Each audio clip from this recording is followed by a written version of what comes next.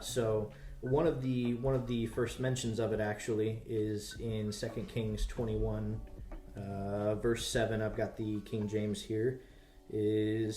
And he set a graven image of the grove that he made in the house of the Lord, of which the Lord said to David and to Solomon his son, in this house and in Jerusalem, which I have chosen out of all tribes of Israel, I will put my name forever. Okay, so that actually doesn't mention Asherah. What does yours say there? So, yeah, mine reads differently.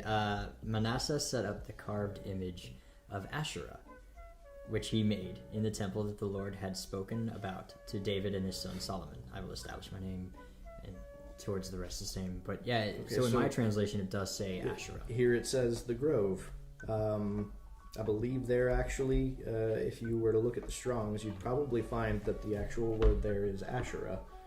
I can confirm that. I have previously looked that up. The Hebrew, it does say Asherah. Gotcha. So the Holman actually is a better representation of the wording. Wow. Here. Okay. So again, King James not necessarily translating it as adequately as it could be translated. Intellectually, honestly, maybe. Yeah. I think Asherah's. There's another example I can think of. 1 Kings 14:15. 1 Kings 14:15. Let's see what yours says. Let me get there first.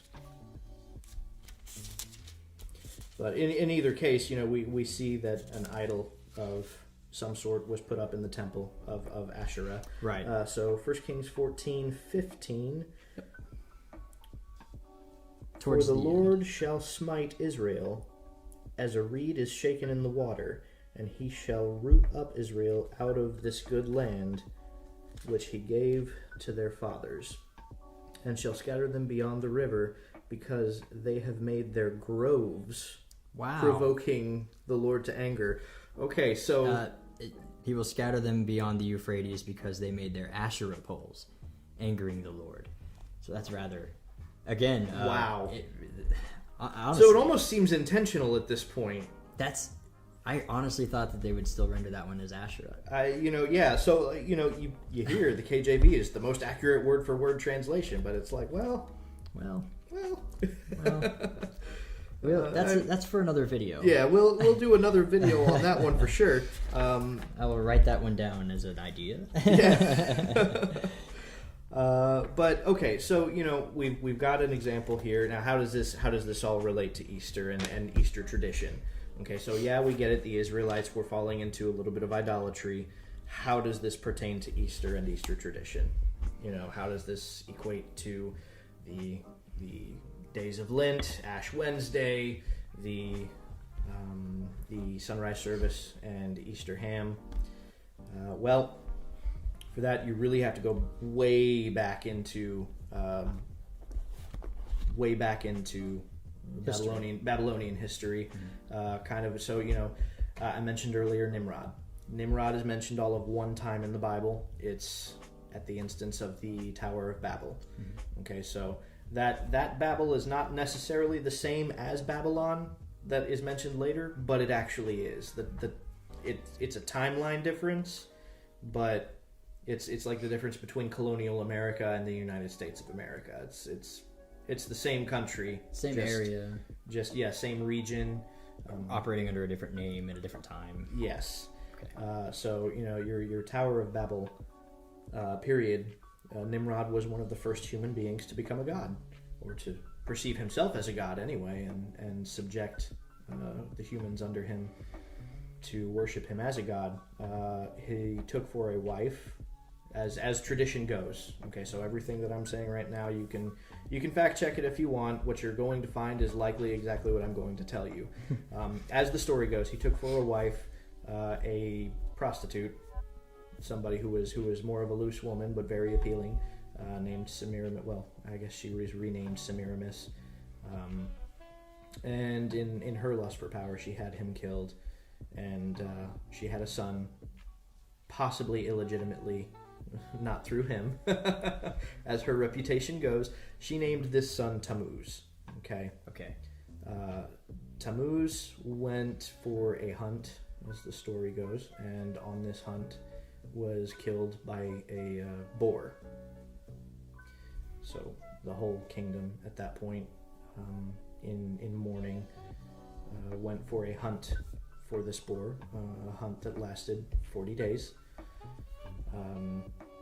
And when they finally killed this boar, they had a big celebration, and when the sun rose the next day, they acknowledged that Tammuz had been reborn as the sun, as a new god, sun god, ruling over interesting humanity.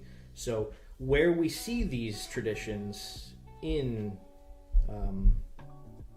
the Bible, actually, where we see Lent in the Bible, I believe is in Ezekiel, if I'm not wrong. Ezekiel 8. Ezekiel 8. The temple abominations. So Ezekiel 8, starting in verse 14, probably going into the end of 16. I'll read the KJV. We'll see if there's any more difference. All right, buckle up. Then he brought me to the door of the gate of the Lord's house, which was toward the north, and behold, there sat women weeping for Tammuz. This period of weeping for Tammuz, if you look this up, is going to be the 40 days of Lent. They fall almost in the exact same time slot. This would have been the period of the hunt.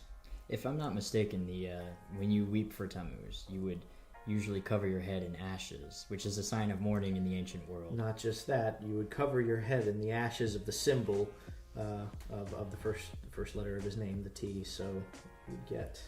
Now, just being the devil's advocate here, surely they didn't have English, and so it wasn't a letter T like we know it. Not for Tammuz. Not necessarily the same. It actually, so in this culture, it actually might have looked more like a Maltese cross. It wouldn't, you wouldn't have the long end of the cross per se. It would kind of just be... So like the Phoenician alphabet letter Tav. Yes. Where it looks a little bit more like a cross, like yes. just an X. Yeah, okay. Yeah, or an X. It's rather interesting. And starting in verse 15, then he said unto me, Hast thou seen this, O son of man?